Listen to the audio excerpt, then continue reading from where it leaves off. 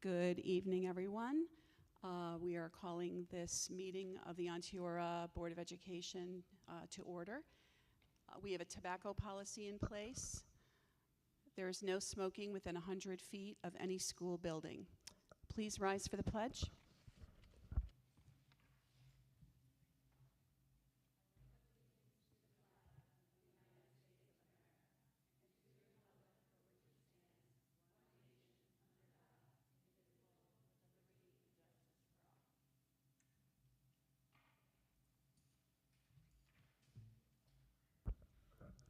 District Clerk, will you please call roll? Trustee Jerome? Trustee Mitchell Morrell? Present. Trustee Goodrich? Present. Trustee Hemingway Lynch? Present. Trustee Raimondo? Here. Trustee Story? Here. Trustee Bishop? Present. Thank you. Thank you. The board will enter into executive session for the duration of approximately 1 hour. May I have a motion to enter into executive session for the purpose of an appeal of a student disciplinary matter? Trustee Lynch, second. Trustee Raimondo?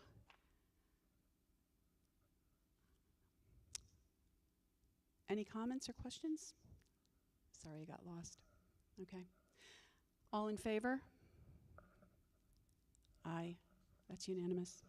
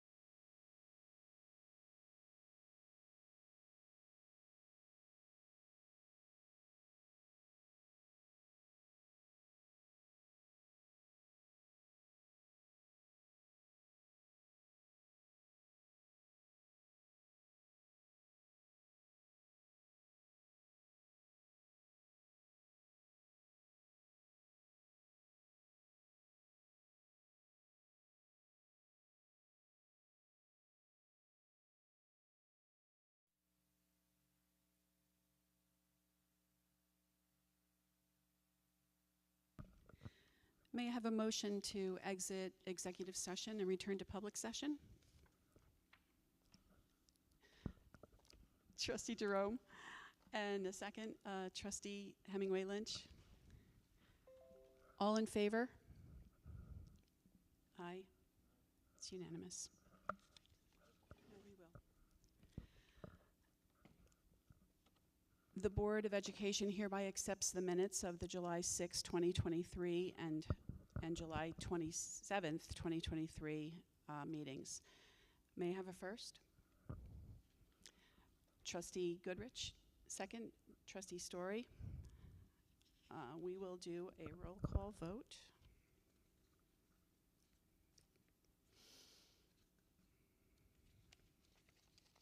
If I can find the page. Trustee Jerome.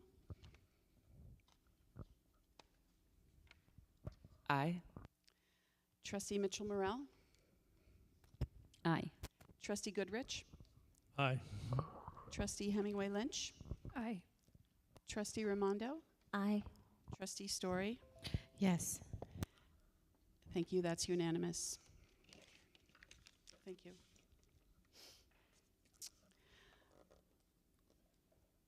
We have an 8th grade science textbook presentation by Assistant Superintendent for Curriculum and Instruction, Stephanie Laffin.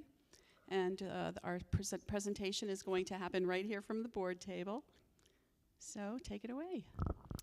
Thank you. Good evening, everyone. I'm excited to share the process of the 8th grade science textbook adoption. Anyone who's watching from home, this was an attachment to the agenda, so you should also be able to look at the documents. So we have a really specific process that the district goes through when we are adopting a textbook. And as you'll see on the first page is a representation of who was involved in the team. We have a middle school team comprised of teachers and principals, special ed teachers, regular ed teachers. Also the high school team represented with our science department chair, Scott Villa. So we have James Dodonna, Shara Peretti, Alyssa Babcock, and Megan Frandino. And also present and part of the committee was Jen Dubé and Shelly Cuccia. They are both specialists that we work with in the district. One is a science content specialist, and the other is a model schools content specialist who has also a knowledge of the science standards. So we've been working with both of those to support our teachers' understanding of our new science standards and the new science assessments. So they worked alongside them in this process. So if you see on the next page, the next slide, the committee met 5 times throughout March and June. They created a rubric that's a hot link. So if you click onto that link, you can see the rubric that was utilized to measure the science textbooks. Again, partnering with BOCES and Jen Dubé to talk about what other districts were doing and her research as textbooks have been coming out and talking about which really are the best fit for our new science standards. The group narrowed the process down to 5 publishers, and then from those 5 groups, they worked with the rubric, applied the rubric to each of the 5 choices, then narrowed again down to 3, Discovery Science, Inspire Science, and Savvas Science. They had hard copies sent by the publishers. There were digital trials so that the teachers could explore and try them out. And then finally voted on their final choice, which was Inspire Science, Physical Science by McGraw-Hill, and moved forward with the purchasing quote for the pricing and to see what our budget implications would be. The committee, as you can see on the next slide, they wanted to share what they really liked about this series. And the first item was this question-based approach that supports our cross-curricular, real-world approach to learning. We've been really leaning into inquiry-based instruction and that process, supporting the way our students lean in and think in that way and are learning in that way. It pairs well with the work, as I mentioned, they've done with BOCES and Jen Dubé around modeling, questioning, hands-on learning. And there was support for a variety of learners, including our ELs. It follows a 5E model, which we'll get into next, and that there are a lot of resources that come along, video clips, lesson content, content-centered reading, formative assessments, a lot of things that were provided that went along. On the next slide, as I'm sure everyone has noticed, there is an overview video link that's hot linked. So in your review of that, you would have been able to understand a little bit more and see the program in action.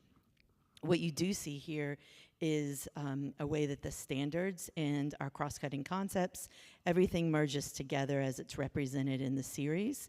And we go into something called the 5E-based curriculum, which if you go over to the next slides, engage, explore, explain, elaborate, and evaluate. And we can see that this is a cyclical process really tied to inquiry-based instruction. And those 5E, it helps students ask deeper questions based on their prior knowledge, think critically as they answer science questions, and design creative solutions to real-world problems. And the idea is to become an investigator, to have a way for students not to be limited in their thought, to be able to go deeply and to think creatively as well. Teachers facilitate learning, encouraging students to take a leadership role in their learning experience, and also develops teamwork and ideation skills through deep collaboration. The next slide represents different indicators throughout the text, throughout the teacher resources, which indicate really where you see learning science that is affected or has contributed to the design of the text, and it's highlighted for the teachers where it's really outlining where you see these practices in the text. And these are highlighted by icons as you go throughout. And then also when it talks about meeting the needs of all learners, because that's really important when we think about a textbook, that it is it's something that teachers can utilize. A textbook is a resource that they can utilize to help all students. There's specific notations and recommendations for supports for students with disabilities, discussions of scaffolding and differentiation, also extra resource supports in multimedia, describing things, explaining it in a different way, in additional ways. Also supports for English language learners, translated content, related vocabulary, supports for classroom teachers to utilize to support our English language learners. Universal design for learning, which sometimes we associate that with, it really supports all students, but that is a structure that further makes sure we're supporting all students, students with disabilities included. Consistent lesson structure, concrete, abstract, individual, pair, group, really helps teachers when they're thinking about their lesson plans and utilizing the resource. And then another important part of this textbook is, you may have heard me refer to what we call low floor, high ceiling, which we want to make sure that we are offering students experiences in classrooms where everyone can participate, but that there is not a limit for any learner to where they could take the learning and their thinking. And so we see extensions for students who are ready for more, opportunities to center on real world articles, focused, really extending the learning opportunities for all students.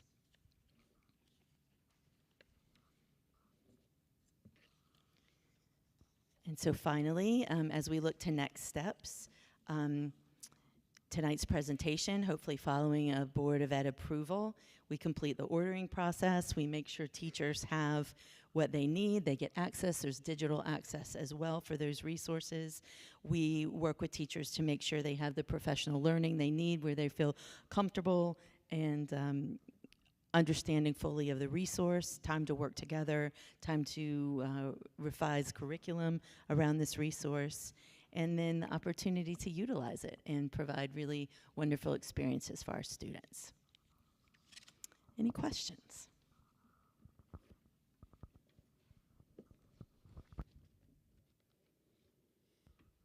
Trustee Raimondo?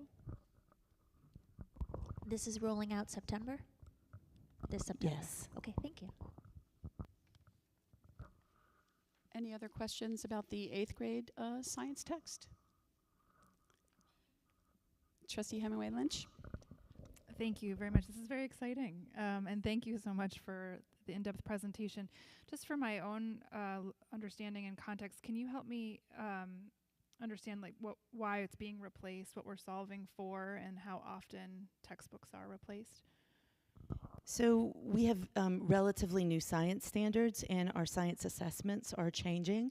So teachers are really looking to make sure they have a resource that best supports students and them in that process to meeting new standards, new assessments.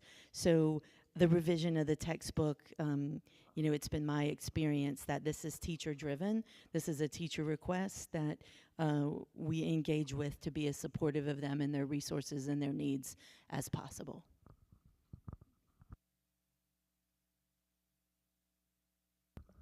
Any other questions? On to the 7th grade text. Good evening, everybody.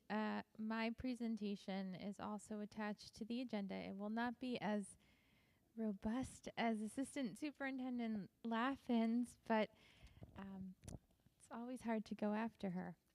But we're talking about 7th and 8th grade intensive math, which is a very small cohort of students. But we want to engage, as per our mission, all of our students to help them be successful global citizens. So we really wanted to look at what specialized instruction we could provide for our students to help them be as successful as possible to reach their post-secondary goals. So we created a team which included our middle school principal, James Dodonna, our special ed teacher extraordinaire, Megan Frandino, myself, Carol Grima, our Director of Special Education, Stephanie Laffin, our Assistant Sup for Curriculum and Instruction, to really look at what it is that we needed in a intervention and support program for this small cohort of kids. Our process was that we really began our work meeting as a middle school team and really looking at our needs in people personnel services and our current continuum. And it was there that we really determined that we needed to broaden our continuum and look at creating a intensive section for math, because we were seeing the trend in our data showing that our students were struggling when we got to high school in the area of math. So we created some criteria and continuums to include intensive math and English. We reviewed already the math supports that we have in place for our elementary special class students going up into, before they go into middle school, and what we could kind of look to create some vertical alignment with that. We reviewed our goals for supporting all students to achieve a Regents High School diploma, which includes that they must pass the Algebra 1 Regents. So we further narrowed to programs that are tied to direct instruction, which I'm going to explain to you guys in just a second, and attended online demonstrations of different direct instruction math programs, and voted for our final choice, Essentials for Algebra by McGraw-Hill, and obtained a purchasing quote for Essentials for Algebra. So you may be asking, what is direct instruction? So direct instruction is a model for teaching. It's really been around for quite a long time. A lot of evidence and data around its support that emphasizes well-developed and carefully planned lessons designed around small learning increments and clearly defined and prescribed teaching tasks. And it's based on the theory that clear instruction eliminates misinterpretations, can greatly improve and accelerate learning. It works on 5 key philosophical principles: that all children can be taught, which I think everybody here firmly believes. All children can improve academically and in terms of self-image. All teachers can succeed if provided with adequate training and materials. Low performers and disadvantaged learners must be taught at a faster rate than typically occurs if they are to catch up to their higher performing peers. And all details of instruction must be controlled to minimize the chance of students misinterpreting the information being taught and to maximize the reinforcing effective instruction. What makes direct instruction a little bit different than what we're doing is the constant look at data. So students cannot move on to next level until they show mastery. And that's looking at generalizing across different examples. And we actually can graph that data to show that our students are doing well. We've been using this intervention in our younger grades and have seen some really incredible results. So we are hoping that we'll be able to create some alignment going in our intensive classes all the way up till when they take the Regents. So why are we looking at essentials for algebra? Well, because it offers a really unique progression for introducing and expanding problem types. It's highly structured and it's step by step, and students progress from one lesson to the next. The teacher provides less and less guidance, so we're still working on that independence. It works on new skills and problem types developed in small increments from lesson to lesson, and students are never overwhelmed. So direct instruction works under the teaching principle that it's really 80% mastery, 20% new, and that's really just good teaching practice. So we're really working on not overwhelming students, which causes frustration, which may cause behavioral issues and less engagement, attendance issues, the whole thing, by trying to help students feel successful in smaller increments. So the program features lots of math practice, carefully presents all the component skills and discrimination so students can work on complicated math problems. And it provides just a lot of really good teaching techniques to maximize the amount of time that students are engaged in application and practice. So if the Board of Ed approves this, we would complete the ordering process and get access to teachers. We would also continue with professional learning for teachers with our All Points consultants. They currently work in a lot of our buildings with our other programs that are working on direct instruction, as well as supporting some overall behavioral and classroom management professional development. So they're already a well-respected consultant that we have in district. And we would also be working on providing the most engaging and enriching learning experience to support the success of all our students. Any questions?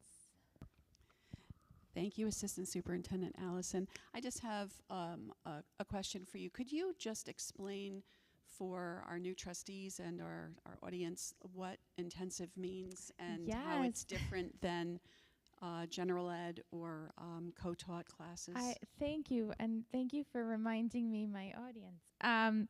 So for our new trustees and for those that are watching, when we talk about intensive, we're talking about one of our more restrictive ratios. So it's usually what we would consider might be written in an IEP as a special class. Our ratios here are either 12 students or 15 students, and it's usually with one teacher and a teaching assistant. And so those classes tend to modify curriculum. It's much at a much more individualized pace. It's a smaller group.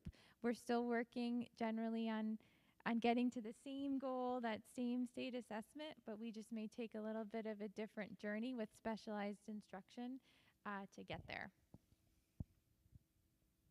Great, thank you. You're welcome. Any questions? Trustee Story? When our 6th grade moves down here the next September, is there a component for 6th graders to use this program also? Yes, so there is a component called corrective math, and they don't have, I will say, they could work on their titles a little bit. McGraw-Hill, if you're listening, you could, I'm out for hire. But there is absolutely, so they have programs starting at the elementary level called Connecting Math Concepts. Then it goes up to corrective math, and then you can get up into your essentials for algebra. So we have different subsets that we can certainly look at. And we have some students that are using both of those programs right now. Thank you. Any other questions? No? Great, thank you.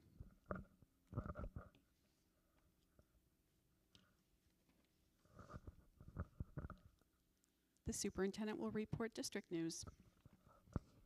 Good evening. So I'm really excited to share that we have completed 2 of our 3-day instructional cabinet retreat.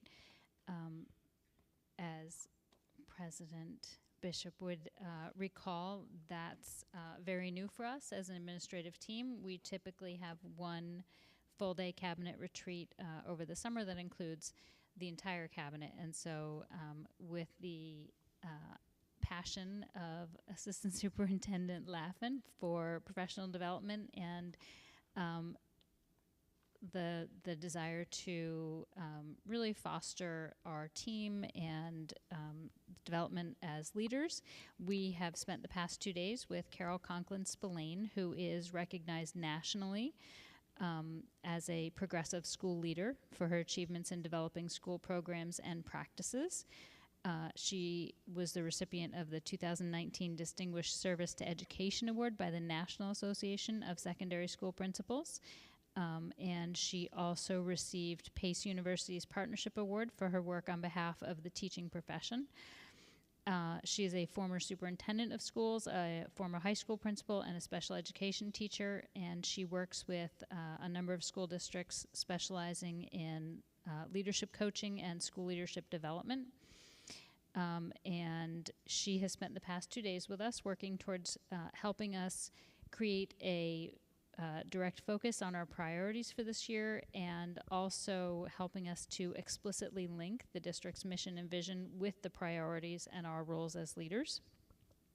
So through our work for the past 2 days, we identified 3 priorities to focus on as a team to support the district and the board, and those are MTSS, which I believe everyone has heard us talk about, the review and the revision of the Code of the Conduct, and the work of restructuring that we have laid out based on the board's resolution from last spring. So in addition to those 2 days that we've spent with her, tomorrow the instructional cabinet will spend the day working with Branching Minds, which is the program that we're bringing in support of MTSS. And then later in the month, we have a full day set aside for a retreat with our full cabinet, including our directors, as we would have typically had. There will be a field hockey clinic later in August. Our field hockey coaches are looking to really grow and develop our field hockey program by hosting a youth clinic so that the younger students in our district can gain exposure and familiarity with the sport. It is for grades 4 through 7, so looking for kids coming up. And it is free, and sticks will be provided. Kids need to be dressed to play and have fun, but it will be on Monday, August 28th from 5:30 to 7 p.m. So hopefully it is accessible to families who work, and hopefully lots of young athletes will be able to participate.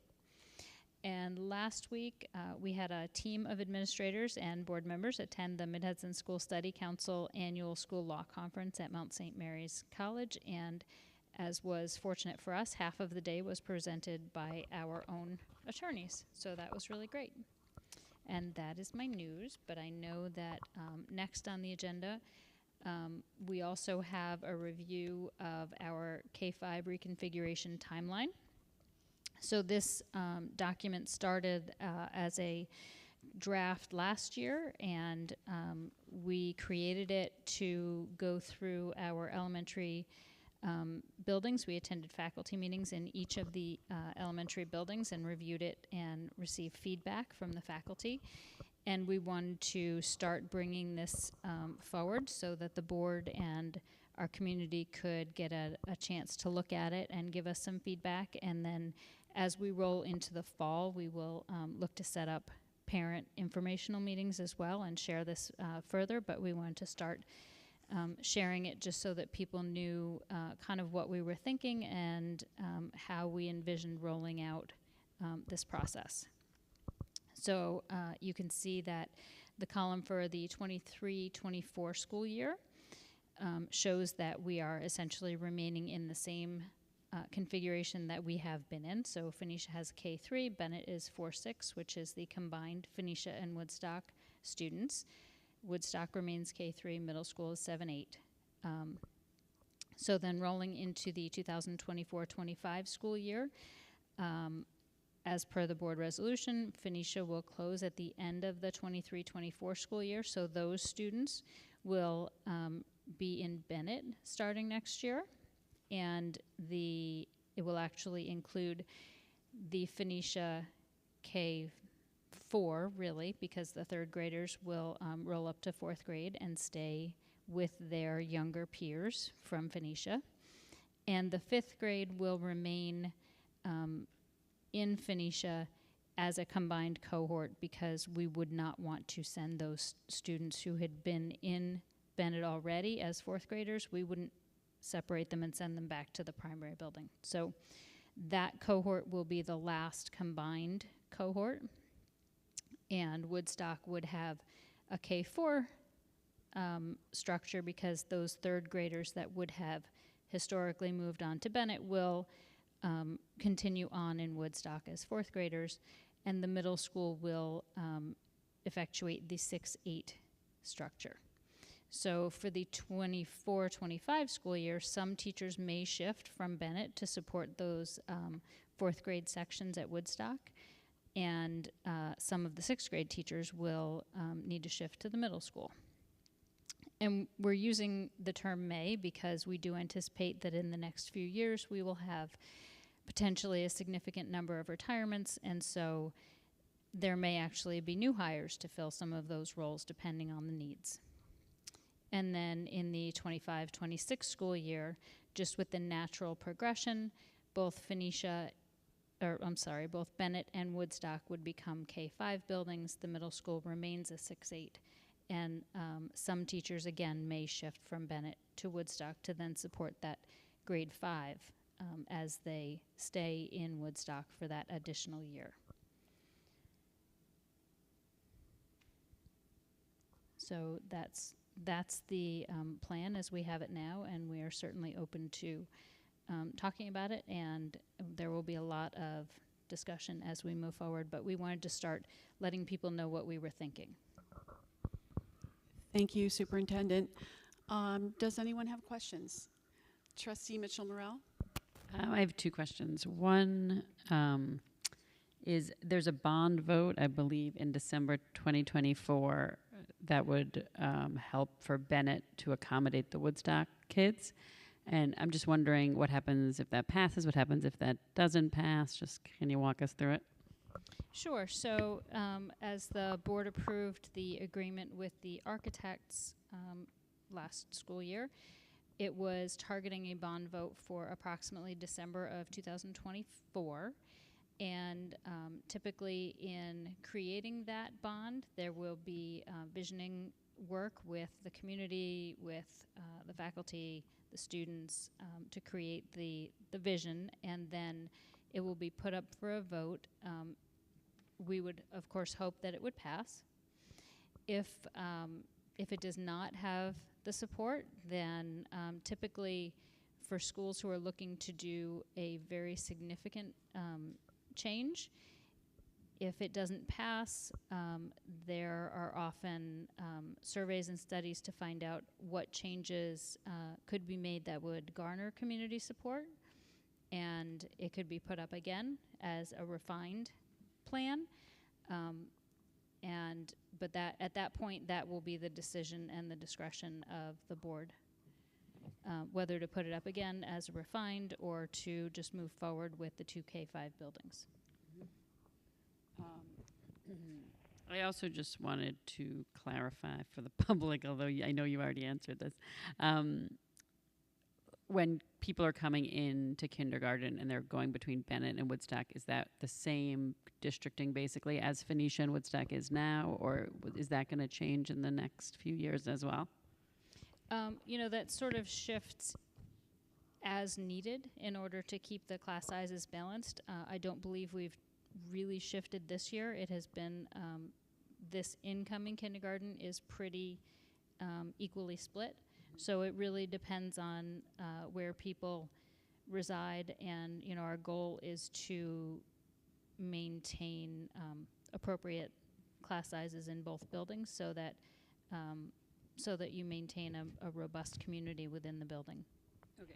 So the class size is the first thing, and then maybe bus routes are number 2 type of thing? If there are, if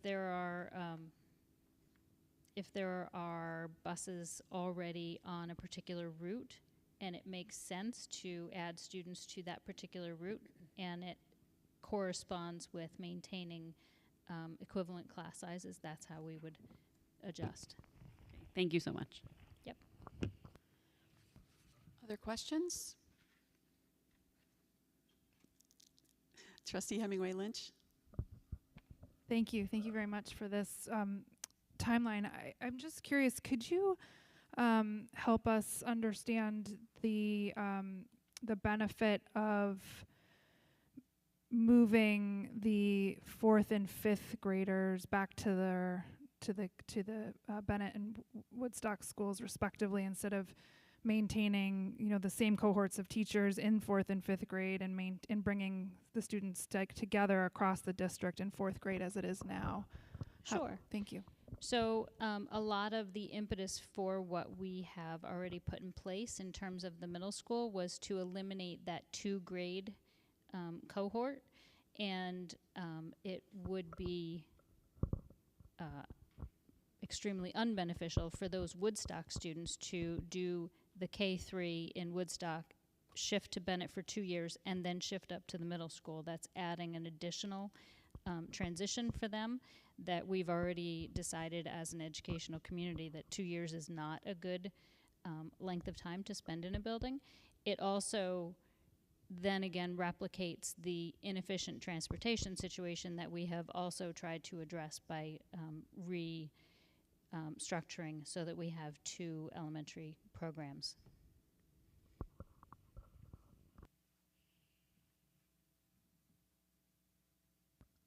Other questions?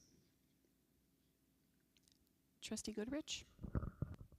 So that was by choice. You do have room in Bennett for K through 5 and then make Woodstock K3. I don't believe that we have analyzed the classroom spaces in Bennett and in terms of what would be needed for general education and special education, because we didn't believe that was an educationally sound plan. We can certainly look at how many classroom spaces there are and whether it could be accommodated.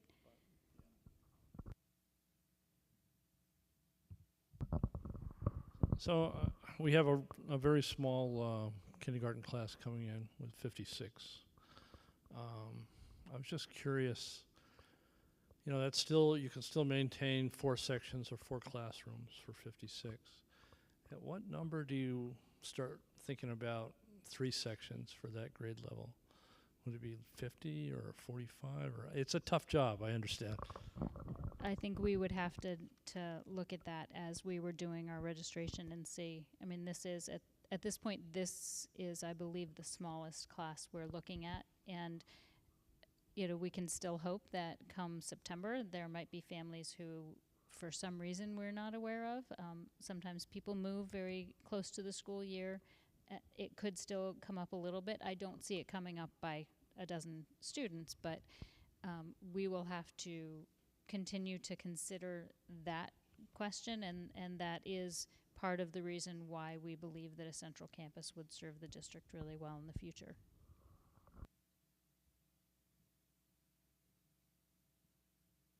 Any other questions? Trustee Hemingway Lynch? Just as you offered to look at the spaces, I was just wondering, did you also look at then potentially moving the 3rd grade into Bennett? So it would be K2 schools and then 3-5 and then 6-8 for the 3-year continuum? We can look at that. I really don't believe that that would be accommodated. Okay, thank you.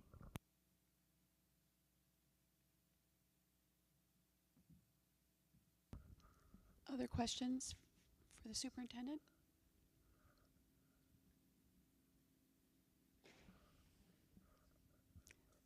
Trustee Jerome?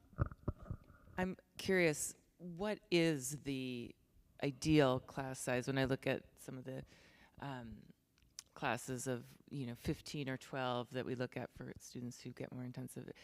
Is that the same for the general population, or is it higher or lower? Like what would be like what would be the ideal for a class size? I think that very much depends on the grade level, the class composition. We currently have class size guidelines that were determined by a special early childhood committee. Right. And I so saw we follow those. those guidelines. I did see them, but they're a pretty big range, right? It's a pretty big ballpark. That's why I ask, because it's hard for me when I look at enrollment to figure out like, oh, good, we're hitting the mark, or that's, anyways, some clarity on that maybe in the future would be super helpful in terms of like figuring out how this all pieces together. I think we could certainly provide information, and there are certainly studies and reports that will give you a very wide range, but again, it will very much be determined by the composition as well, and we have to take into consideration how many classified students are in each grade level and how that impacts our class sections. So I don't think there is a specific cookie cutter. And I'll defer to Assistant Superintendent Laffin if there are additional thoughts on that. I would just echo, I mean, the norms the ranges that were established by the board prior, which we've been working on, and the concept that what it means to have a rich classroom, but also what we need to do to address the needs of the students as we see at the time. Using data, looking at how well our students are doing, how do we know, what do they know, what do they need to work on, and then what are our resources to support that? That all kind of goes into that thinking. No, thank you both. I don't think I have a better idea of the answer to my question. I guess we should just continue to explore that and have transparency around that, because I think that it's a question that comes up, obviously. But thank you both. Any other questions? Trustee Goodrich? So correct me if I'm wrong. I just want to make sure, we don't do 30 or 40 classroom sizes. So I think it's like in the 12 to 21 range, somewhere around there. It depends on the grade level.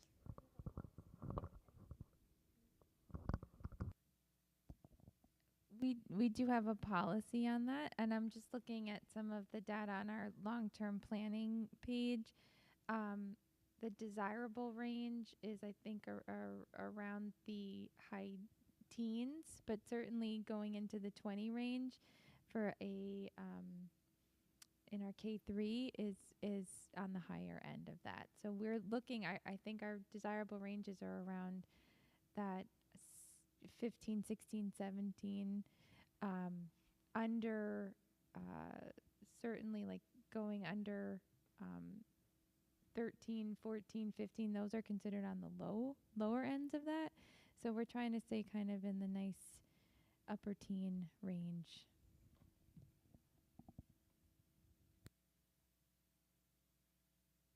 Trustee Jerome? I think I saw that chart before. What are the sources for that? That would be great to see again, because there is such a fluctuating, and maybe. That was created by a district-wide early childhood committee here in Onteora, based on the research that they could find and the faculty's experience, the administrator's experience. That was set up as a guideline. It's appended to one of our board policies, but it's actually a district guideline.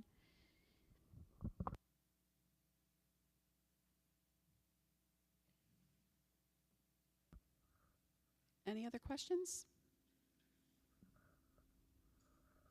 Well, thank you all.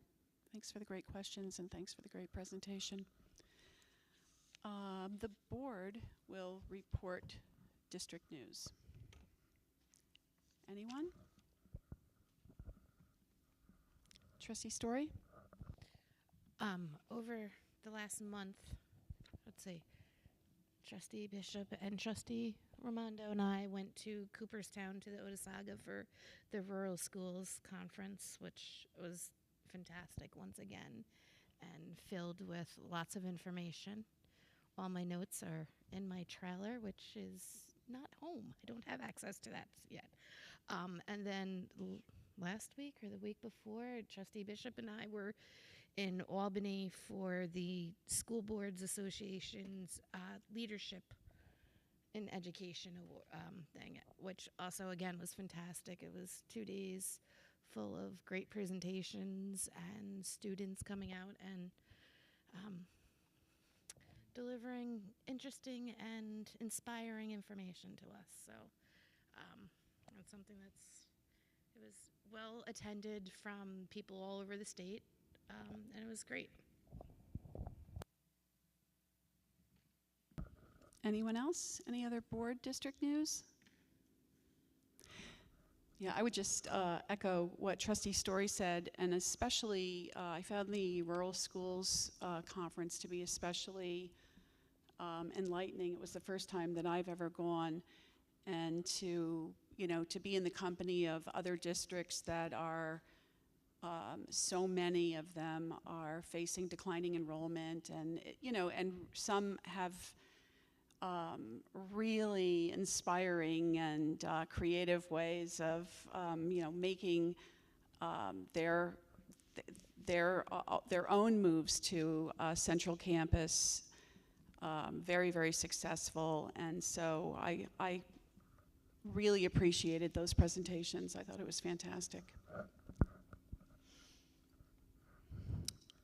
Trustee Hemingway Lynch. Thank you. I also attended the Mid-Hudson Law Conference the superintendent mentioned with Trustee Bishop and members of the administration, and really found it quite valuable, particularly as we think about different laws that have affected education policy and that are changing in real time. And so how we all absorb that information, learn from precedent, and think about how it impacts our community here has been really enlightening. And so I really appreciate the opportunity.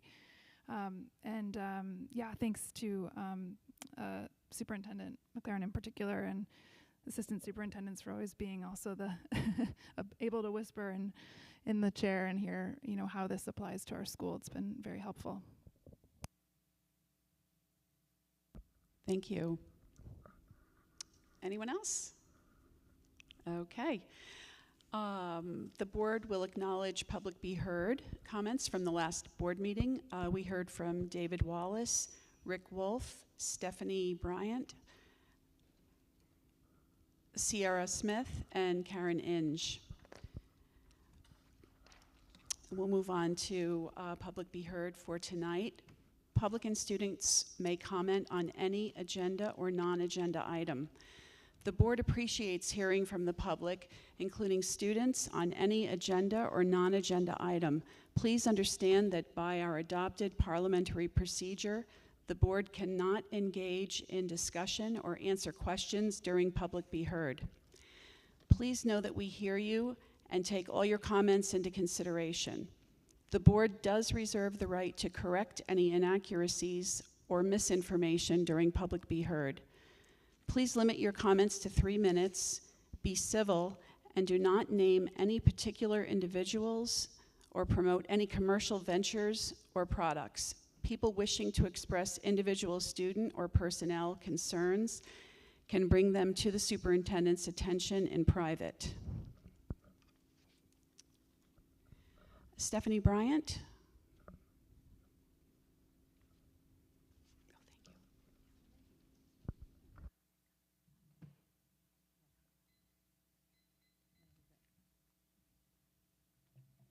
Hello, thank you, school board, superintendent, assistant superintendent, and to everyone, all my neighbors here in the audience and all my neighbors watching on YouTube. I'm a little gobsmacked. You'll have to forgive me, because trusting the schools to a bond, it literally takes my breath away, and I'm normally pretty good at this. Because folks often, are up here on fixed incomes. They're looking at their taxes.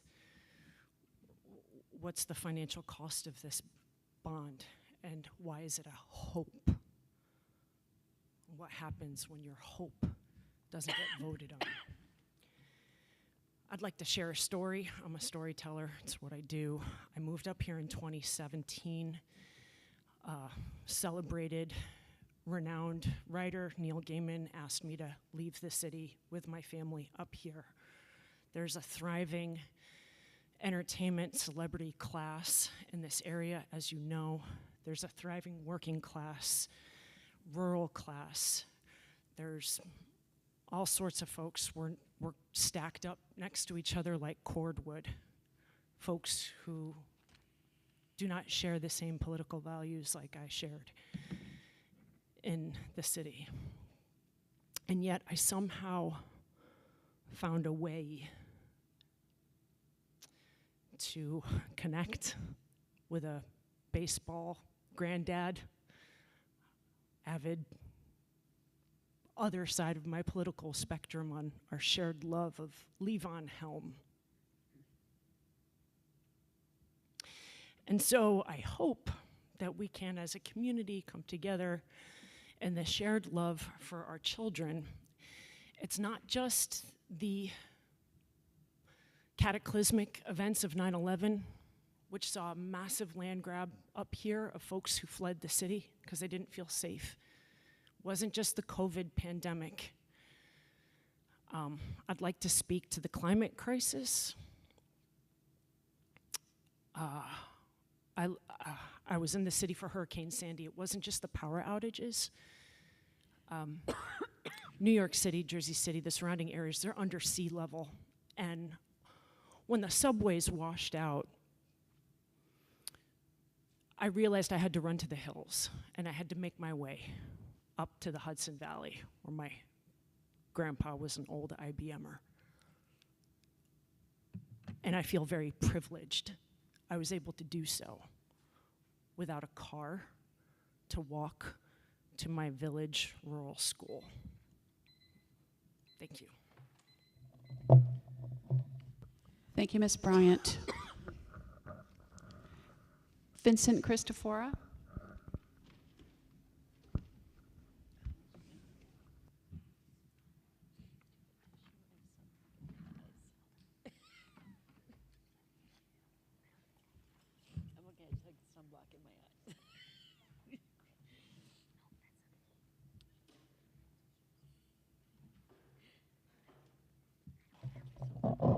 Good evening. My name is Vincent Christofora, and I'm a co-advisor of the Woodstock the Onteora Rocket Club, along with Mr. Rich DeRuvo. In the next 4 to 6 weeks, you're going to be hearing about the Onteora Rocket Club's mobile science lab project that we're working on. And the club wanted to make a very brief presentation tonight and hand out some basic information that would help make that clear of what we're trying to do. And we plan to request time at the next meeting so we can make a detailed presentation so that you could understand it a little more clearly, including we have a nice full-scale cardboard cutout model of what we plan to do. I'd like to start off the students who are only going to speak for a few seconds by saying that, yes, the Onteora Rocket Club is a club, but that Mr. DeRuvo and I look at it much more as a program. We're 3 years into it, and our first year was cut short by COVID. Our second year, we finished as a national finalist alternate, and last year we finished and became a national final and traveled to Virginia to the finals and placed 62nd in the country out of over 800 schools. So we look at it as a program, and this mobile science lab that we propose to build is a very big part of the program, because for the last 3 years, I've been carting all the products and supplies and materials we need to conduct safe launches, and the students have been working out in the weather in the months of November, December, January, February, And this lab is going to provide us a safe space for the students to work inside, out from that kind of weather, and it's going to provide all of the space we need to store all our supplies and materials. So with that, I would like to turn it over to a couple of the students who will just quickly present some details. Thank you. Hi, I'm Vincent Cristoforo. I'm a junior. This will be my 4th year in the Rocket Club. I'm also the captain. I believe there's a piece of paper that's going to be passed around with a little bit of information on it. That includes a picture of the trailer, what it'll look like. On the back, there's it unfinished. We have different people that are going to help us and set it up for our needs. You'll see that on the cardboard. Vincent, cutout I'm just we going have. to ask you to hold on for 1 second, because this is not the way we typically do Public Be Heard. So the next person is Max Raimondo. Max, do you want to give Vincent a little of your time? Okay, thank you. All right. I'll start the timer again. Thanks. So there's also on the back with the specifications the model that we have been looking at, and that's just a little bit about the trailer that we're looking at and getting outfitted for our needs, especially to be out of the conditions during the winter months. Thank you. I'm Max Raimondo. I am a junior at Onteora High School. On the back of the sheet, as Vincent said, is an unfinished version of the trailer. The second piece of paper that should have been passed out is a basic floor plan of how we plan to renovate and turn it into a storage and workshop area. Thank you. I'm Anthony Cristoforo. I'm a freshman here at Onteora, and being passed around is a sheet of all the milestones that the Rocket Club has been through so far, dating back to September of 2019, when we first used the 15-foot cargo van that is our personal cargo van to store and transport all the materials needed to have safe rocket launches. And we are now in August of 2023. Thank you. I'm Kai Caswell, and I'm a junior, and if there's any questions you may have about the lab, I have kind of a general overview of what we're going to be using the lab for to carry our stuff. We've selected the trailer to carry all our stuff to, for the colder months, and it's going to be used kind of almost just like an educational tool. It will be equipped with solar power, which we can use to kind of teach people about kind of the benefits of solar, and it's going to, the requirements of the trailer are going to be above our kind of minimum of weight and kind of everything, so thank you.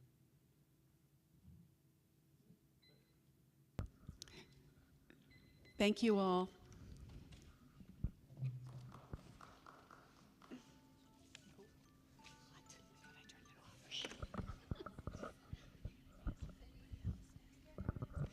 Would anybody else like to speak tonight?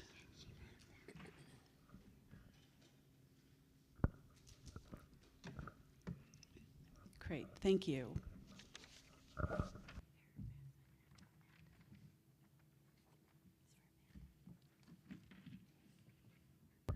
We are scheduled to take a break. Do we want a break? Okay, we'll take 10 minutes.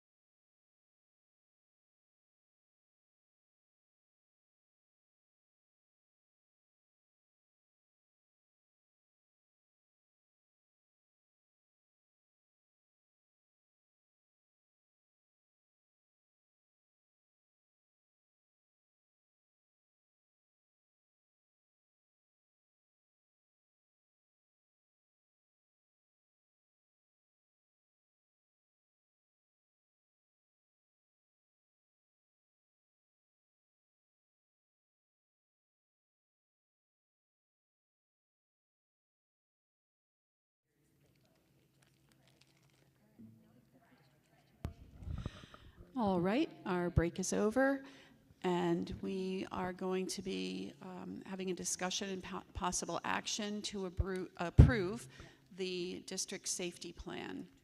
The Board of Education hereby approves the district-wide safety plan for the 2023-24 school year. May I have a first? Trustee Story? May I have a second? Trustee Raimondo? Any discussion?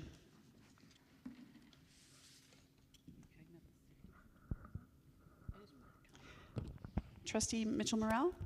I just thought it was very thorough document, and I was especially impressed by the remote learning part. I'm sorry, by the what? Remote learning. Which is a new requirement, right, as part of the safety plan from State Ed. Any other questions or comments? All right, we'll take our vote. Trustee Jerome? Aye. Trustee Mitchell-Morell? Aye. Trustee Goodrich? Aye. Trustee Hemingway Lynch? Aye. Trustee Raimondo? Aye. Trustee Story? Yes. Great, that's unanimous, thank you.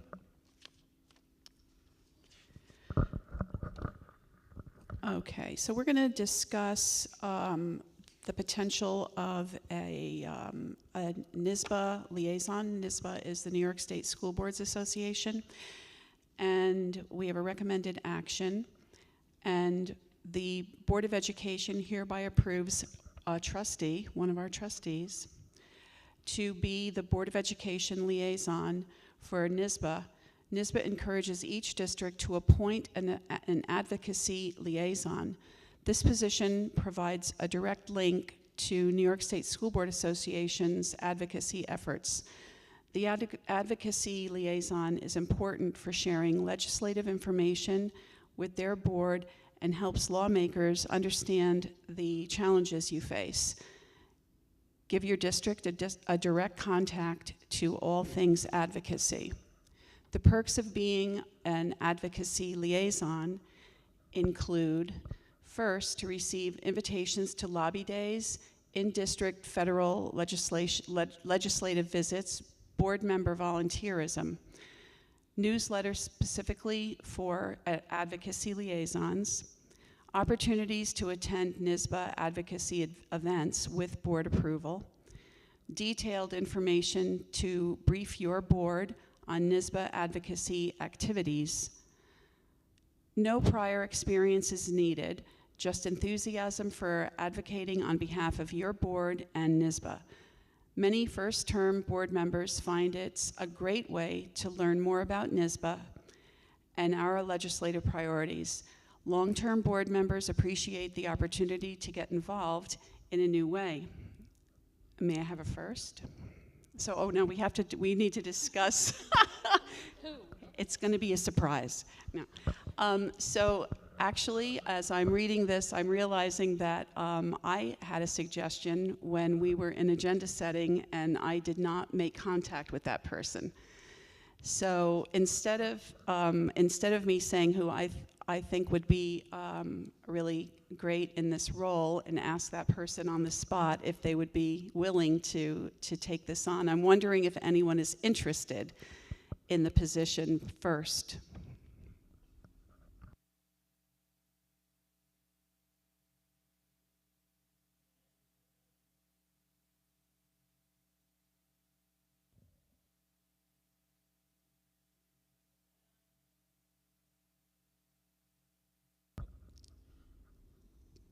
Is this so just curious, is this something that we have to approve at this board meeting, or can we just discuss it first and then vote on it later? Yeah, it's kind of, I don't want to put anybody on the spot.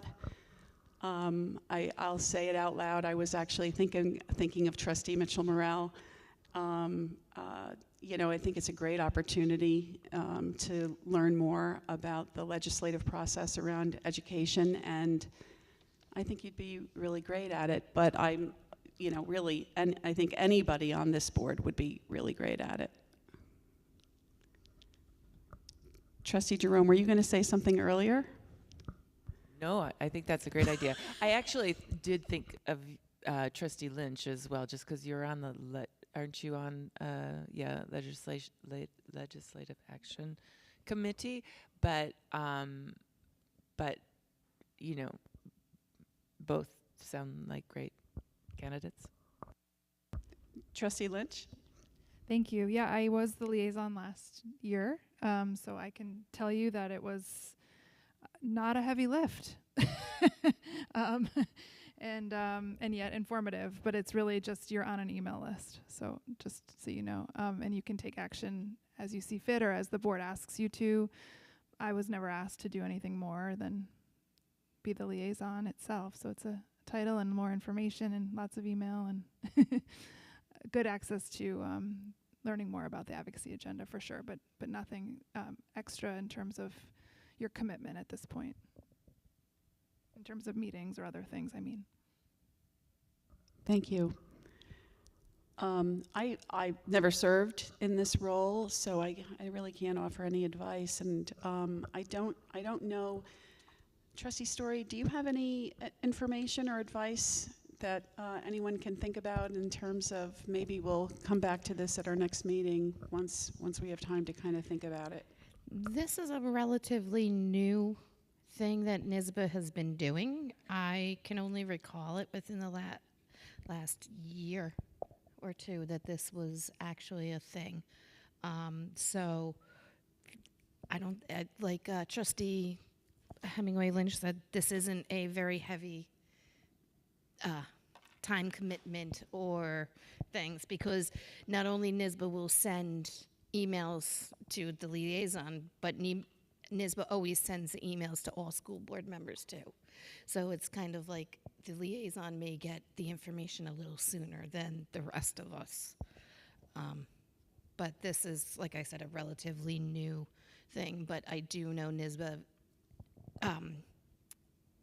as it says here, that it's good for first-time board members because it does give you, it gives you more in-depth information of what you can get on the NYSBA website and the things that you can do with NYSBA. And so that's why I think NYSBA recommends it for the newer board members. All right, well, shall we table this for tonight and give it some more thought and maybe a recommendation at the next meeting and vote? Okay, thank you. So the next item, 10.03, is the board will readopt the board norms. And we did have a lengthy conversation at our last meeting about board norms. I grabbed out my notes from that meeting, and I know Trustee Hemingway Lynch has provided us with some information that she was interested in sharing with us. So do you want to speak to us about that, Trustee Hemingway Lynch? It was one of the questions that we kind of had after the last meeting in terms of restorative practices and how we might include them in our norms. Sure, would you like me to speak to it now? Sure, okay. Thank you. Sure, so thanks, yeah, I think as we talked about the norms in our last meeting, there was one specific one, here it is, I'm sorry. It's number 7 that we were referring to, and it's just says model the behaviors the board expects of students, staff, and community members, and it just got me thinking about some of the really important, bless you, important work that the faculty has been doing around restorative practice. And so I took the invitation of Assistant Superintendent Laffin and Assistant Superintendent Allison to just connect and read more from the Code of Conduct. If you're familiar with it, there's several references to our work around restorative practice and restorative justice. And thanks to Amanda Gates, we just copied one one document that we had shared in that meeting between the three of us. It's called "What Are Restorative Conversations?" Just to orient all of you to what we mean when we use that word restorative, and when we think about restorative practices or restorative conversations, we're really thinking about maintaining strong relationships and building trust within a group. And I know you have a lot of training in this, Trustee Bishop, as do I. And so I just find it to be really grounding and important as we think about our role here as a board. And so I thought to make something like this norm really concrete, we could call it out. It would require, though, a fair amount of professional development, and as we talked about, use of our retreats or other times which I recognize are limited together. It would require us to do some to have some training, I think, as a board to make this an effective norm. So I do respect the fact that we should have that conversation and see if that's how we want to be using our time. But I've found it in my professional life to be very, very helpful as we think about how we approach each other in a community, how we think about how we communicate, most importantly, to be authentically listening, to making sure that we are meeting people where they are, helping to clarify, not to have too many assumptions. There's a lot of work that goes into it, and I'm oversimplifying it. But in fact, I will say that looking at the NYSBA convention in October, there's actually a few sessions on it.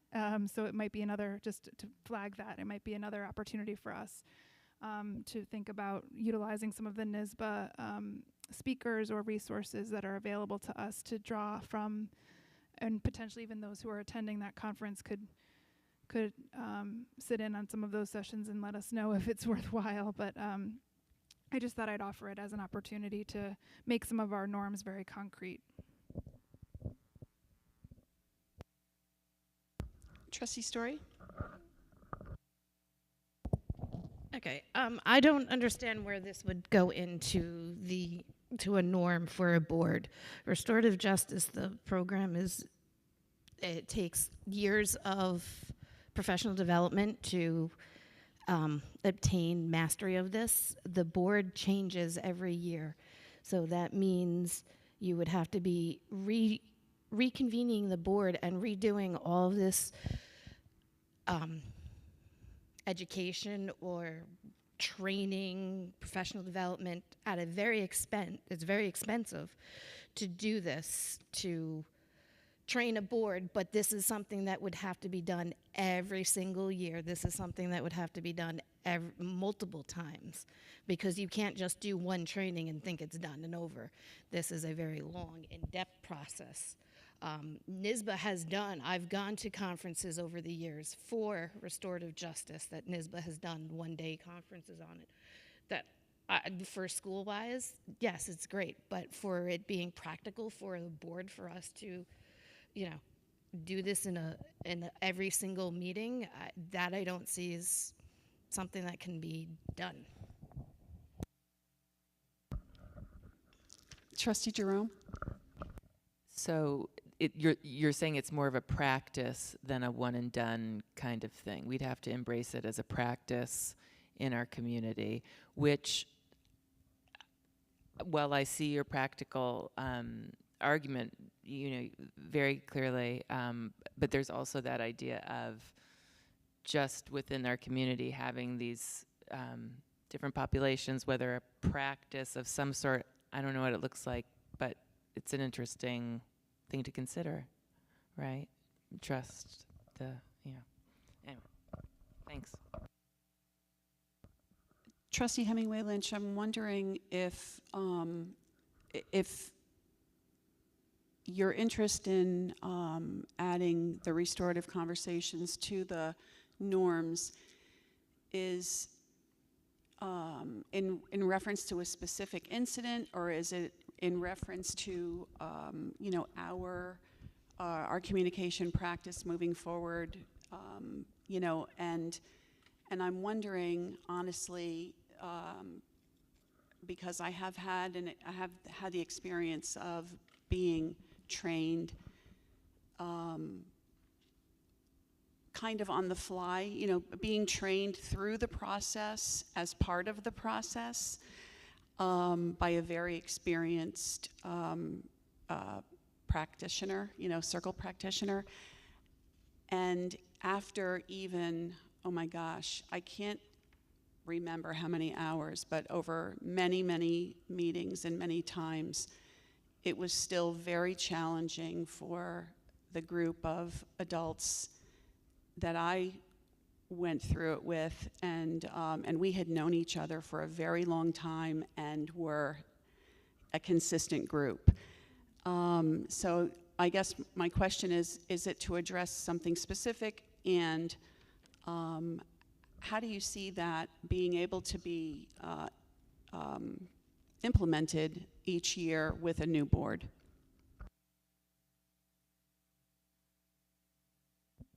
Well, thank you. Yeah, I agree that it's, you know, it is a practice and a commitment.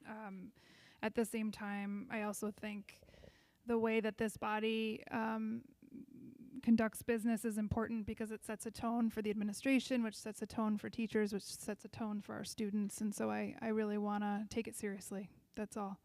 I think there's a lot we could be doing that would, excuse me, we would benefit from some of these practices and teachings. I don't think it's anything more than starting the process. And of course, we can't manage more than this year because that's all we know is what we have is this year. But if there's something that the NYSBA resources would help us, you know, and I can, as I said, I'm happy to do the legwork on that and contact them and see if there's something that they would recommend. But I appreciate that, yes, it is like many other practices, it would require some discipline around adhering to these norms. At the same time, I'll just say for the record, like, I'm not wedded to it. I just thought it was helpful in my own work, and I wanted to just do something more concrete than what we've got here, because I just think it's really important, particularly at a time of so much change in our district, that we set a certain tone in the way we build trust ourselves and communicate with each other is really important. Yeah, I agree. Thank you. Trustee Jerome?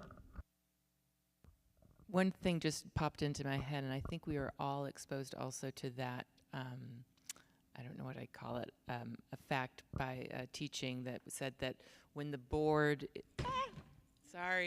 is working in harmony or is working together, the outcome for students, I think, was from 1 to 1.5. So that might be another reason to think about it, because it could actually impact our student body.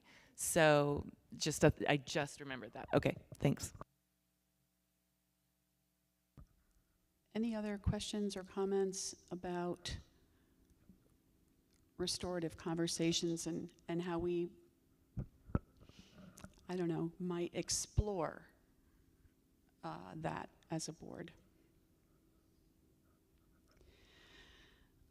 I'm wondering if we could agree on language for number 7 and continue the conversation about restorative practice. Maybe do a little research on who might present, what that looks like, you know, what it costs, and just all aspects of it. Trustee Story?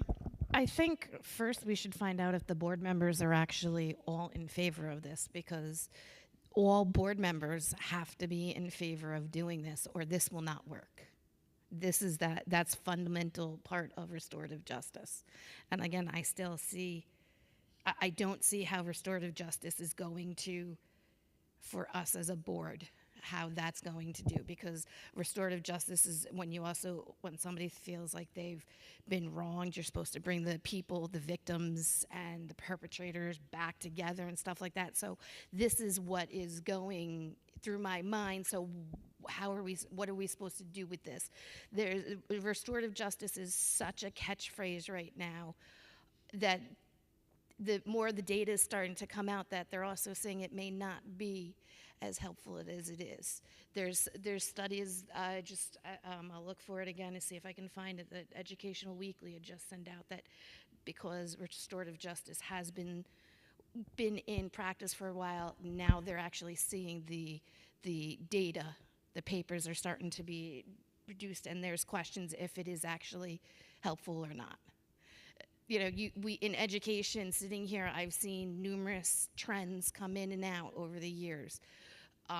It's a lot of times it's educational companies will just tweak something, and so they can get a whole brand new they can sell a whole brand new product. But anyway, I don't understand how this is would be brought into the whole board, knowing that things change and having to go through this training and knowing the training that we've got, that our staff and stuff has gone through. I don't think it's practical for the board to do this. I think that there's a difference between restorative justice and, you know, like the restorative circles that the students are learning to use and things like that.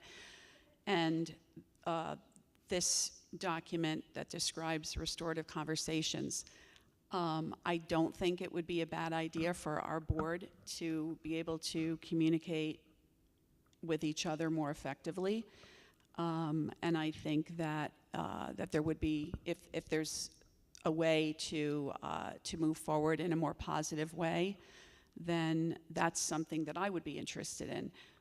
Whether we call it restorative practice, restorative justice, restorative conversations, or whether we just consider, you know, getting some training around the idea, so that we don't get stuck in the restorative justice piece, which is, I think, the piece that's more publicized than the restorative conversations. Trustee Mitchell-Morell? Yeah, I was just going to say, just like the other norms, I don't think necessarily a ton of training is required to truly like understand this and do it. Like, I think it's restorative conversations, not restorative justice. I think that's a little bit different. And, you know, I don't think it has to be this like hardcore thing. It's just like, these are things to consider, and there's maybe a way to put one more norm or, you know, change the seventh to just speak more to this, especially if it's important to one of our trustees and would be of value to all of us.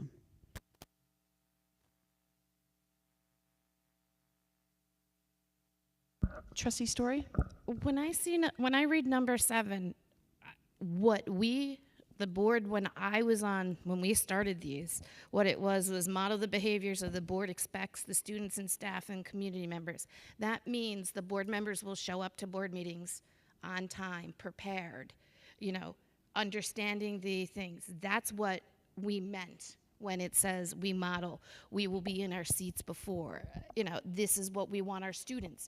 We want our teachers to come to work when they're supposed to. You know, that's what it says, model the behaviors we want our things to do. Like us sitting at the board table, we're not throwing things. We don't expect our students to throw things, you know, things like that. That's what it says literally by modeling the behaviors.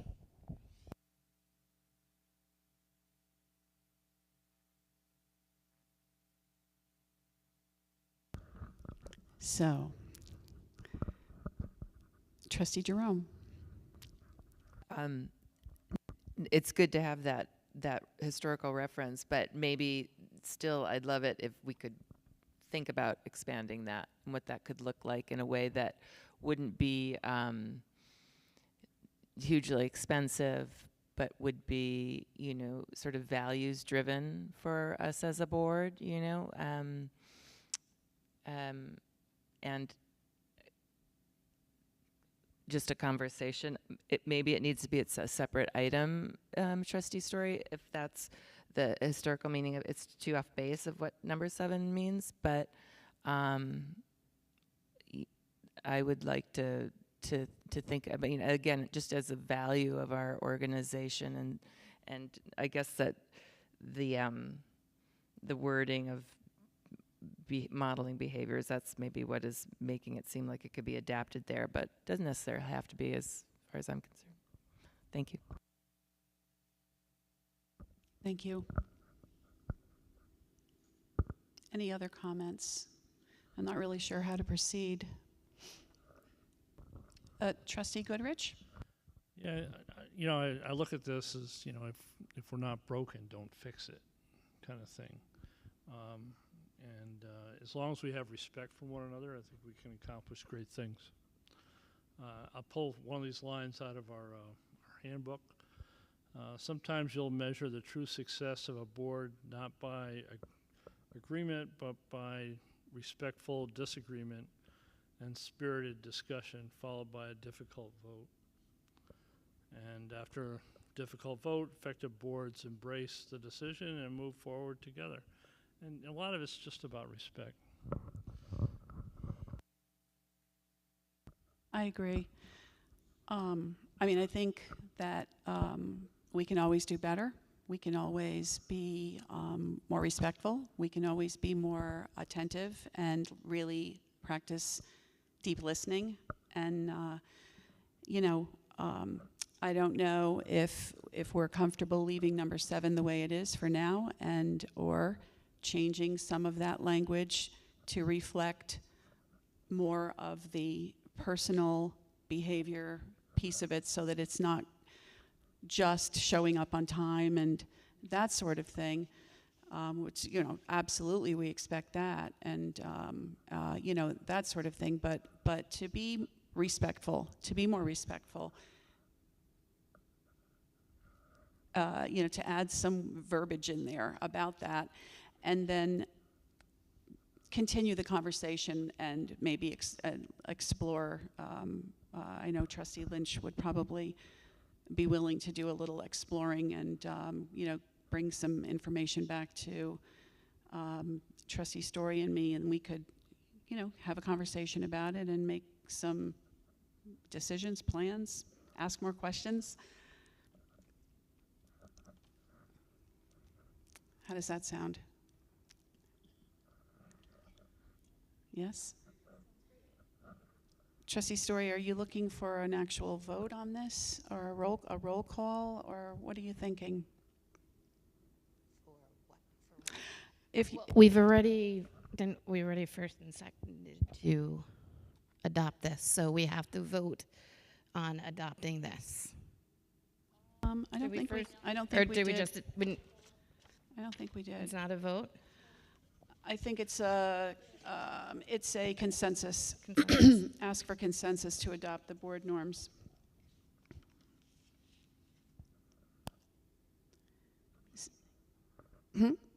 We don't need a roll call if it's not a vote.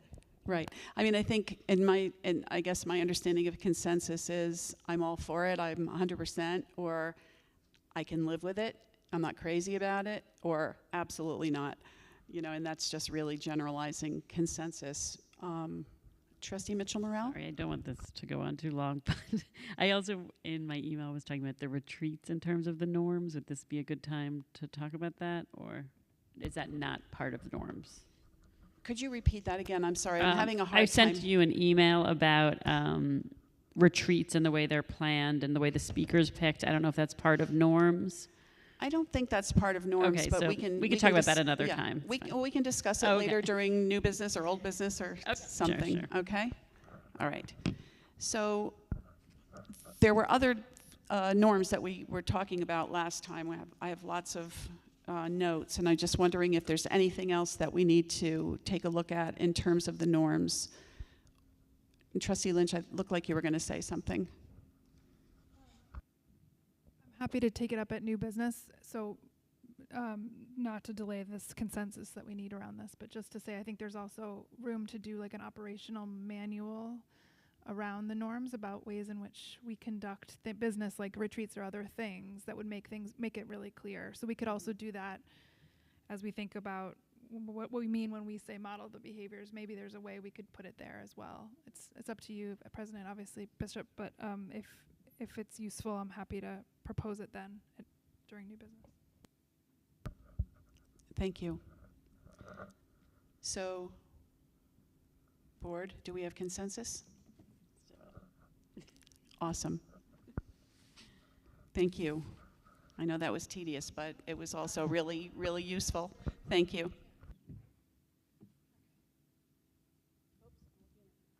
I'm looking at the last agenda, and I'm like, we have another break? Okay, sorry, I have too many papers. Okay, we're at item 1101, the consent agenda. The board hereby approves items 11.02 through 11.20. May I have a first? Trustee Story, second. Trustee Raimondo. Any questions or comments? Trustee Jerome? Aye. What? No. Wait. Oh, I'm sorry. Did you review the schedule U? Oh, I beg your pardon. I did, in fact, with the help of Trustee Story. Thank you very much for walking me through that. And was everything in looked- order? Everything was in order. Great. Thank you so much. Yeah, thank you. Awesome. All right. So we will vote on the consent agenda. Trustee Jerome?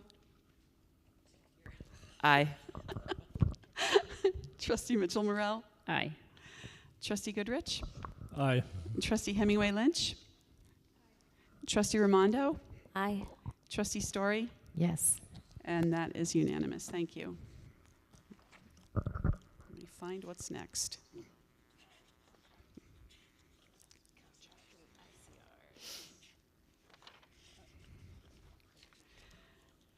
Okay, item 12.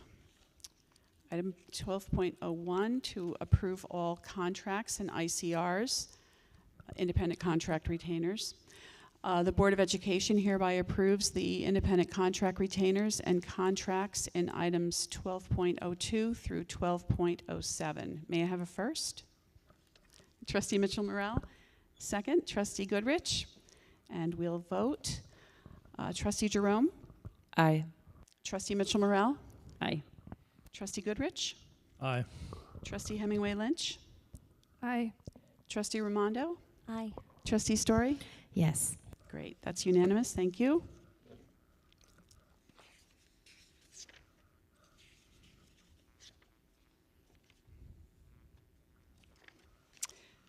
Okay, and we are at item number 1301. The Board of Education authorizes the change to the board meeting schedule to reflect the correct date of the board adoption and the BOCES countywide vote. May I have a first? Trustee Raimondo, second. Trustee Jerome, and we will vote on that. Is there any questions or any comments about that? Do we want to just address the reason why we're changing that date? Sure. We had picked the second meeting in April for the 23rd, I believe. But actually, the BOCES countywide vote is set for the 16th. So unfortunately for us, it falls 1 week after our first meeting in April, but we really have to abide by that because it is the entire BOCES countywide vote date. Great, thank you for that. So we'll vote on that. Trustee Jerome? Aye. Trustee Mitchell Morrell? Aye. Trustee Goodrich? Aye. Trustee Hemingway Lynch? Aye. Trustee Raimondo? Aye. Trustee Story? Yes. Okay, that's unanimous.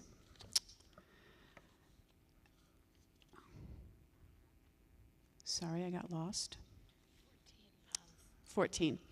Okay, so 14 are committee reports, and I don't know, and I'll just call on you if there are any committee reports to give at this time. Trustee Raimondo? Thank you. I'm going to report out on the ad hoc committee. At our last meeting on Tuesday, August 1st, we circled back to the creation of subcommittees. At this point in the long-term planning, we would like to establish 2 subcommittees that would have a new board member who chose as one of their preferred committees to be on a subcommittee, and a standing ad hoc board member participating, along with PTA partners, booster club members, other parents, and community members. The first subcommittee's function is celebrating Phoenicia Elementary and its history. This committee's new board member participant will be Trustee Goodrich. The second subcommittee function is the Bennett transition. This committee's new board member participant will be Trustee Jerome. The baseline goal of both subcommittees is to partner with the members to gather feedback on the hopes and needs of our communities as we move forward together to unify our district. The timeline, as we wind down summer and get into the routine of a new school year, would be to have the ad hoc and subcommittee board members meet in September to develop the next steps for reaching out to our community partners in October. We look forward to this expansion of lanes for communication, but appreciate everyone's patience as we create a structure that makes sense and is effective. The ad hocs next meets on Tuesday, August 29th. Thank you. Thank you, Trustee Raimondo. Does anyone have questions for Trustee Raimondo? Trustee Goodrich. Hopefully you're going to provide some assistance and guidance on that.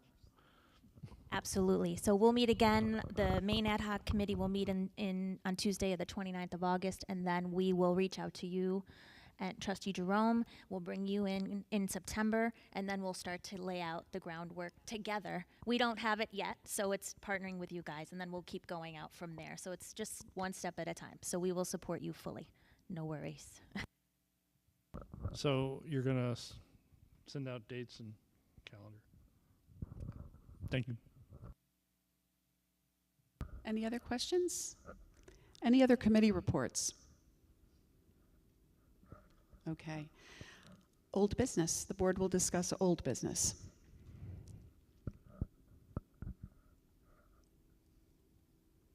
No old business. So the board will discuss new business. Trustee Mitchell-Morell? Yeah, I just wanted to talk a little bit about how we plan retreats. I think I had heard, actually before I was even a board member, I think that they were planned like way in advance, and everyone chose a date together, and everyone picked a speaker together, and the word retreat suggested it would not be in the boardroom forever. So I just wanted to maybe mix that up a little bit. That would be great. It hasn't been my experience that that's the way it's been done, but I've been on the board for 2 years. So in my experience, it was more the board president and vice president, working with the superintendent and a presenter or a consultant. And since Dr. Christensen is our board coach and consultant and superintendent's consultant, we've gone with him. I don't know if anybody else has had a different experience. Well, Trustee Story is the only one that's been around longer. From when I started on the board is how we followed the same procedure from this time. From back when Bobby and Rob were president and vice president, they would turn around, or whoever the board officers were would meet with somebody who would be interested. They would interview. Over the years, I have had facilitators from CASA, from this Mid-Hudson School Councils Association, from NYSBA. We've had Dr. Bill the last year and this year. So this is the same process. May have interviewed multiple people, but this is the same way the board officers have spoke with the superintendent and gotten the agenda together for that. Okay, so does that mean it's Dr. Bill as long as he's employed with us? And does that also mean that you two are the sole deciders of the speaker? Well, I don't think that has to be. It's not written in stone. I think that that everybody can have input on it. It doesn't have to be that way. Trustee Story? Yeah, no, the board officers, it's in the book from NYSBA that we asked. The board officers are supposed to do the planning of the professional development. That's what the retreats are called in here from NYSBA. That's the board officers, part of their duty to do this. So maybe we could make it a little bit more democratic moving forward. and get input from the trustees, and then the final decision could be left up to the board officers, just so that it's a little bit more, I don't know, collaborative. I have to say this year it was more collaborative than it has been in the past, because you had asked, you as a board president had sent out an email and asked if there were topics that board members would like to discuss at the retreat. We did receive some emails. A lot of those emails were things that we can't discuss during board retreats. So you have to understand there's stuff that we can discuss in board retreats, and there's a lot of stuff we can't. And a lot of the stuff that we got were requests to discuss stuff that cannot be discussed in retreats. That is true. Oh, Trustee Jerome? I was just going to weigh in. First of all, thank you for organizing it, but as much as the choice of presenter, facilitator, or a change in environment, like just, again, in sort of this idea of like establishing different connections between us, you know, I don't know what it looks like, but mixing it up a little bit, maybe having, you know, certainly Trustee Story following protocol and not talking about things, but maybe expanding ideas for the calendar or moving it someplace else, or, you know, having a different facilitator could be exciting and generate new energy between us. So I'd love to, if we could consider it. Thanks.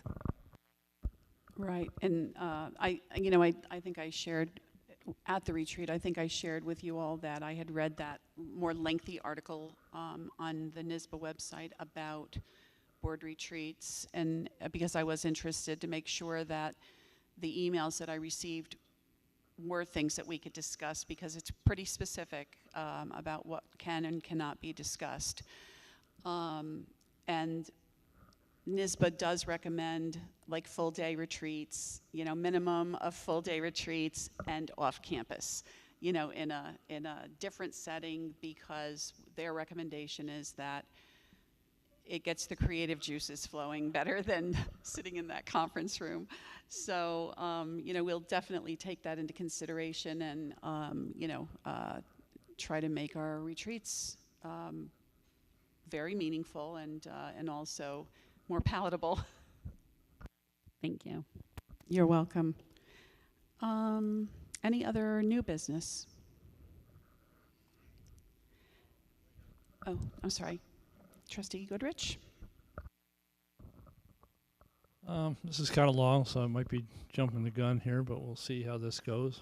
And if I'm doing something wrong, you can tell me. So under new business, I was looking at the excellent Aniora AP test results from numerous subjects. Obviously, this is a K through 12 team effort that all Aniora teachers should be proud of. And one of the test results that clearly stood out was the AP chemistry. And I would like to think that having a new modern chemistry classroom that was built just a few years ago played an important part in that AP chemistry test results. So many thanks to the past board trustees, superintendents, taxpayers for investing in our modern chemistry classroom. To keep this going forward and further improve our student success in life, I'd like to propose that the Aniora trustees and superintendent create a long-term goal to modernize the other high school science classrooms. I realize this is a large commitment over many years, and I ask that the other trustees consider this goal when we create the new Aniora goals later this year.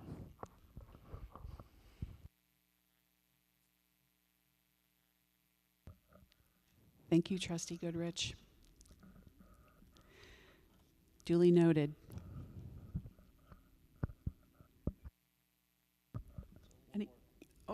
One more. So is it possible for us as a board to together to walk through the science rooms, classrooms? I'm not sure how that works. Maybe Superintendent McLaren can give us some information. Each year, as part of Facilities Committee, the Facilities Committee reviews each building with respect to the Building Condition Survey, which I believe does include our science classrooms, and that is a vehicle. I believe you are on the Facilities Committee? I am, but I wanted all the board members to see these rooms, so for themselves. There's really not a mechanism for board members to go into the classrooms to look at them. During the school year, the one time we are allowed to go in is when the principals show us our building. But as board members, we can't go walking through the rooms. But in our bylaw, or in our something I read, so new trustees can see the building, right?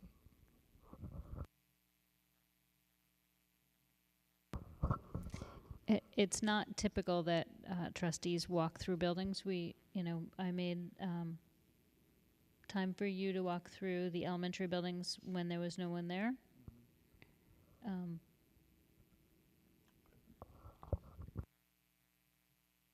Trustee Story? I think it's important because you're a board member at the table, but you can't just walk into a building as a board member. You don't have power as that. You can get let into the building as a parent, but as a board member, unless you have some specific reason or whatnot that's in our purview, then you're not allowed in the buildings as a board member. Sad to say, but board members don't have much power or control in the schools.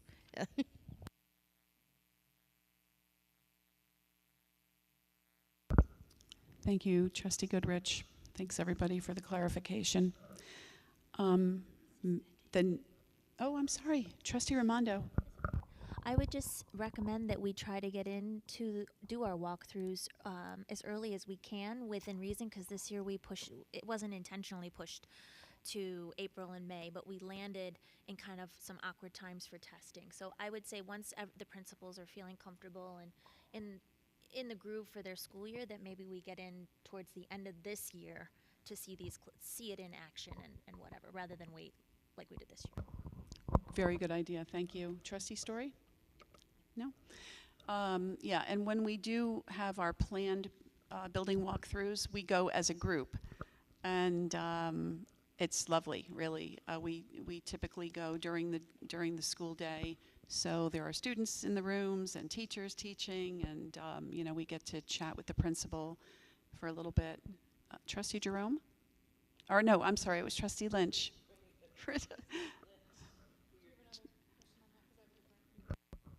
Yeah, so that's kind of what I was asking for. I guess there was a misunderstanding. But I think when the board does a walkthrough with the principals, it's meant to really highlight the programs and the education, and we actually try not to go into the classrooms during the teaching as much because the kids unfortunately find it disruptive.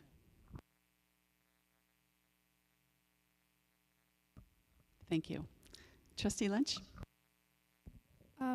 Thank you. Two items for new business. The first was a question, and actually maybe building on your sentiment, Trustee Goodrich, about the visioning exercises that we want to undertake, and curious if that's something that will be led by the administration, or if that's a role for the ad hoc committee or subcommittees. Just curious how that's going to be undertaken. The visioning for the long-term plan, excuse me. We honestly have not gotten that far yet. Often the architects also play a part in leading some of those exercises. So we will have to determine that as we move forward.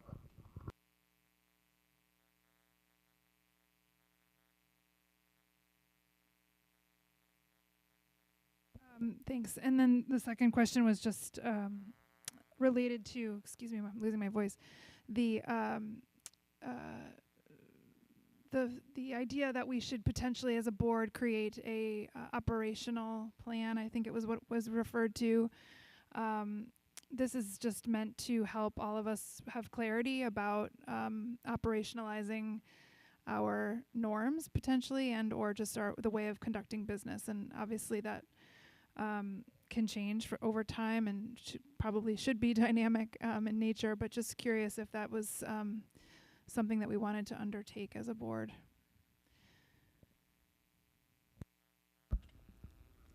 Is that something that I'm just not the operational plan, but just any discussion of new business? Should we have a conversation about it and and decide if we want to move forward with it, or I'm just like a little confused about how to manage the ideas. I think in terms of, for instance, with this discussion of creating an operational plan, I think in the past I have seen boards say, you know what, let's create an agenda item to discuss this, bring some clarifying information, maybe like what that would look like, what it would encompass, who would participate in it, and that way the board as a whole could discuss it, get more clarity, and then determine if it was something to move forward with. Does that sound? Oh, good. Thank you. Thanks for that clarification. Trustee Raimondo? Just in addition to that, that's what Dr. Bill was speaking about with Vestal Central Schools, and he was going to send us a template, or not a template, but their version. So maybe if we do put it on the agenda, which would be great, we could use that as a sample, something to review to see where we land with it and if it resonates with us and things we might want to change. But I think that's a great idea. Thank you.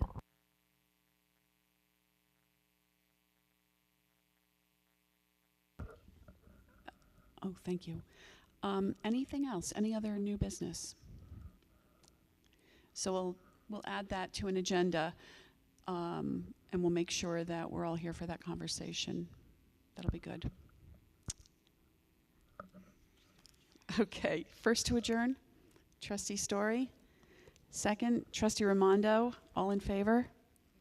Okay, don't turn off the recording yet.